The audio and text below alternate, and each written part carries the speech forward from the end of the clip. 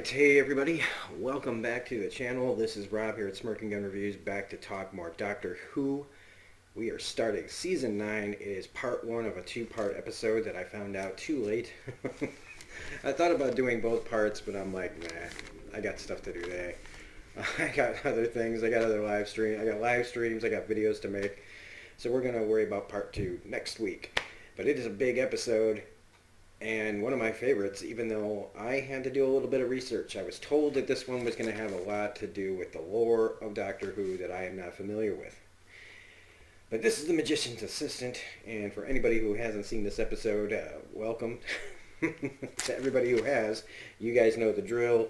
I started with Season 8.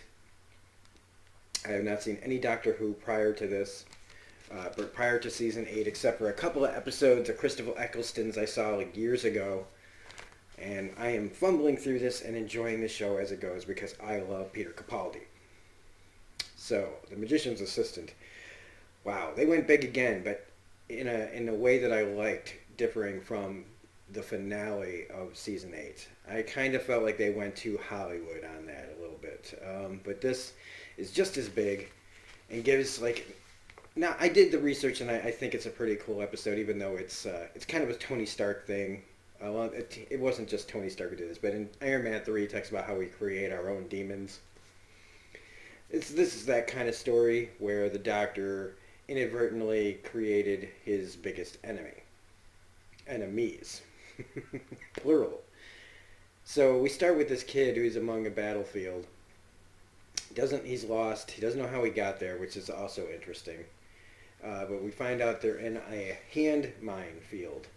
And hand mines are these hands that come out. They have eyeballs like Pan's Labyrinth creatures. And they grab you and they pull you under. Now, that's crazy enough. Because we don't even get any... I don't know if these have ever shown up in the show before. But I don't know where they take you. But I'm pretty sure they're not taking you to, like, I don't know, a party. Like your birthday or something. But the kid's trapped out there. All these hands come up. It's really creepy. It's really effective. And the Doctor shows up, tosses him his screwdriver and says, you've got a 1 in 1,000 chance. Don't worry. Tell me your name. Who are you? So I can, that way, like you're feeling alive. You're feeling like you're going to make it. And he tells him his name is Davros. And we get that very ominous kind of Damien type music, like the Son of Satan kind of music where it's Rectus Dominus. So I was like, oh, well, this has to mean something that I have no idea about, because who's Davros? Right? I was like, oh, who's Davros? So it turns out, like for me, I looked it up, Davros is the creator of the Daleks. So basically what this, because the kid looks and the Doctor's gone. So basically he hears the name Davros and says, well, this is my chance to... If I leave the kid here, he'll die, and then the Daleks are never created. I thought the Doctor was smarter than that, because I feel like it's pretty obvious, like right away, where this story is going. Oh, yeah, well, then he doesn't save him, and that ensures that he becomes who he becomes. It's one of those things where it's damned if you do, damned if you don't. The writers wanted this to happen, so like he stays, something would have happened. He leaves, something would have happened, right? So... I do like what he said, though. I try to understand. I try never to understand. It's called keeping an open mind. I love that. Then we get this guy named Colony Sarf. And I was thinking, okay, if he's referring to himself as a colony, and then that sounds like he's part of a hive mind or something like that. Like one voice for many. But I didn't find out. I mean, it turns out he's a snake guy. He's got like all these snakes and his face is like a coil. That was really cool. In fact, the creature designs in this episode are fantastic. They're some of the best creature designs I've seen in a long time. And I've been watching a lot of Star Wars, We go to this place called Shadow Proclamation. Don't know what that is. Looks kind of cool from the outside. Then we go to Karn. So this Sarf guy is... looking for the Doctor. He's going to all these places that I assume the Doctor's already been. So he goes to Karn, and I was like, there's lots of locales in this. And I was thinking, man, they're going to places faster than they did in Rogue One.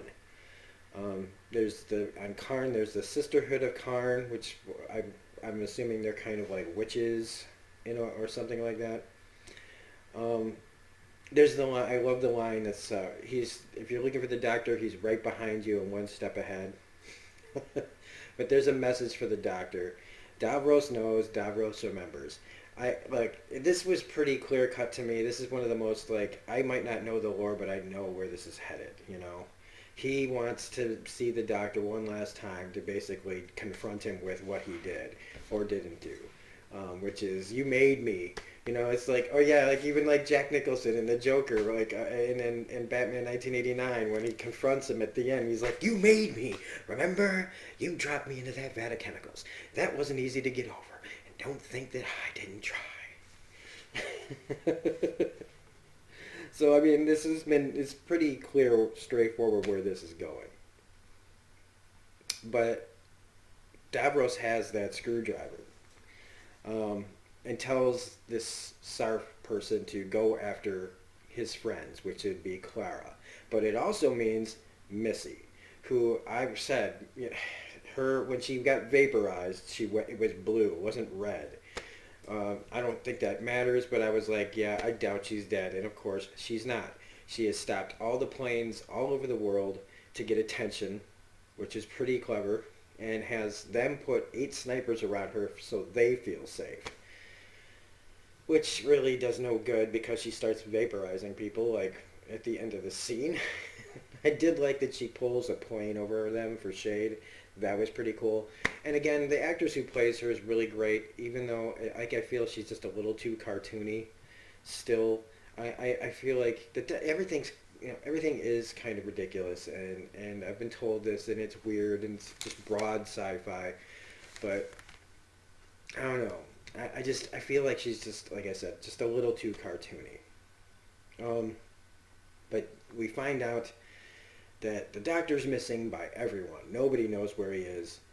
And so, of course, Missy saying, she's his best friend because she got the little amulet, the doctor's confession, kind of like a will, was sent to her, which, she tries to make Clara feel bad that, oh, it came to me and not you.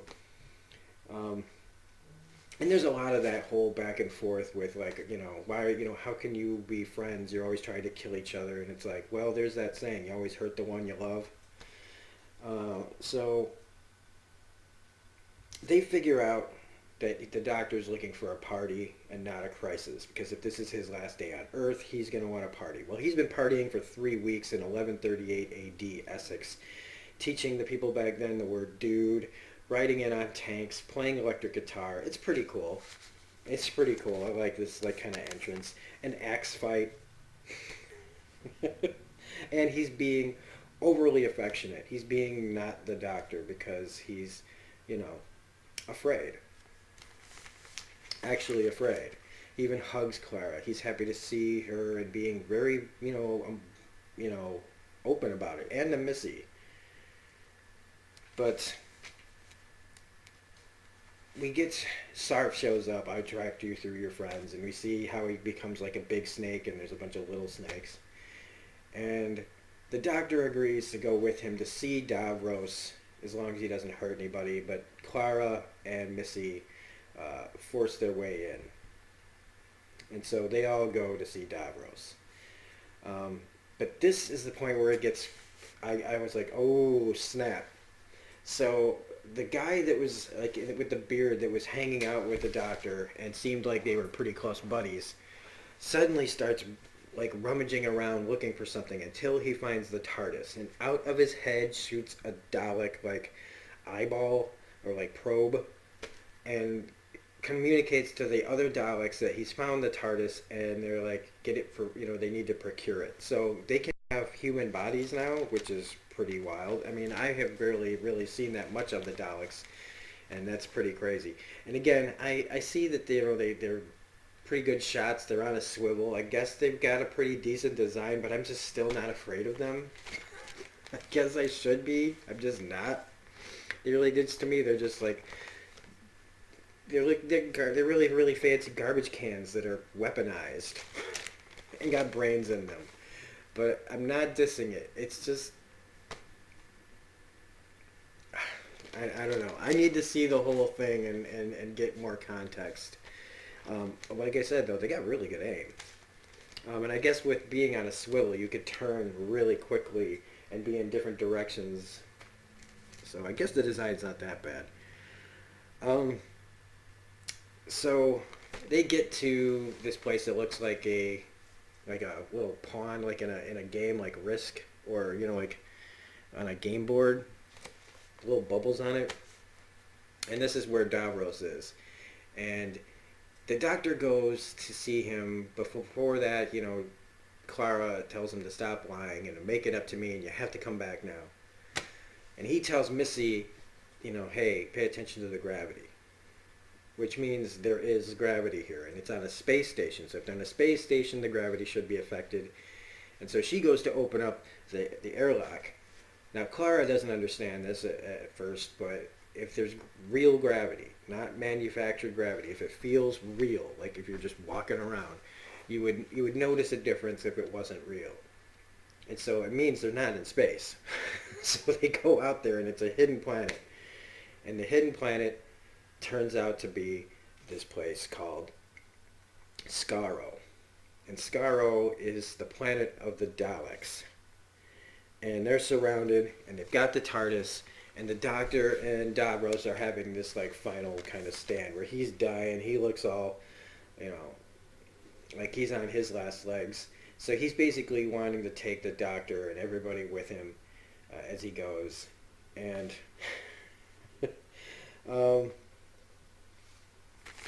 Missy tries to do the Missy thing, which is, hey, if you want, you need to keep me alive because I can show you how to use the TARDIS, and through me, you guys can get whatever you want. You can use that TARDIS to get wherever you want to go, and then they vaporize her, which I was like, yeah, right.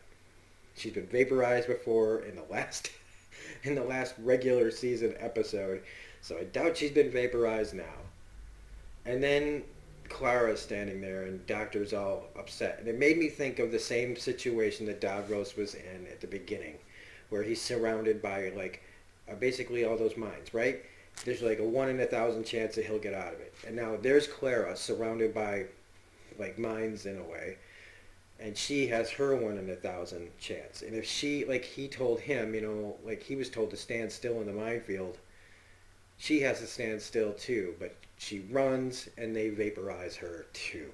And I'm like, yeah, okay, well, I know that this isn't how it goes down, but I can see it from the Doctor's point of view that this would be devastating. Then they turn their guns on the TARDIS and they destroy it. Presumably. This all feels like, it's all just a big, it's possible. Okay, here's what I think happened. I think that it's very possible that Missy and Clara were vaporized, and so was the TARDIS. But then how does the Doctor go back in time at the end of this episode, where Davros is still in the middle of that minefield, and he tells him, well, sorry, kid, but I'm here to, basically he's like, there's only one thing to do. I have to save my friend. Exterminate.